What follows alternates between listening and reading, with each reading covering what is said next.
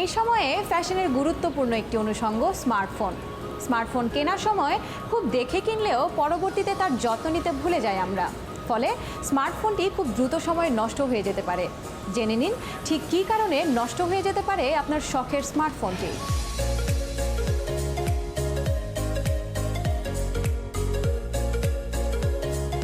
অজানা অথবা নির্ভরযোগ্য নয় এমন সোর্স থেকে অ্যাপস ডাউনলোড করবেন না। এতে আপনার ফোনে ঢুকে যেতে পারে ভাইরাস। ফোনের বাইরের অংশ তো ঝকঝকে পরিষ্কার, ভেতরটা ঠিকমতো পরিষ্কার করছেন তো? ভেতরে ঢুকে পড়া ময়লা ও ধুলা আয়ু কমিয়ে দিতে পারে ফোনের। নিজে পরিষ্কার করতে না পারলে নির্দিষ্ট সময় পর পর দোকানে নিয়ে পরিষ্কার করুন ফোনের ভেতরের অংশ। কভার ছাড়া ব্যাগে রাখবেন না মোবাইল।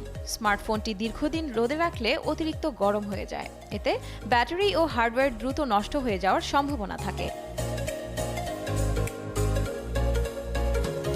ব্যাটারি বদল করা যায় এমন ফোনের আসল ব্যাটারি বদলে সস্তা কোনো ব্যাটারি লাগাবেন না। এটি ভেতর থেকে নষ্ট করে ফেলবে ফোন। অন্যান্য ফোনের চার্জার দিয়ে ফোন চার্জ না দেওয়াই ভালো। প্যান্টের পেছনের পকেটে ফোন রাখবেন না।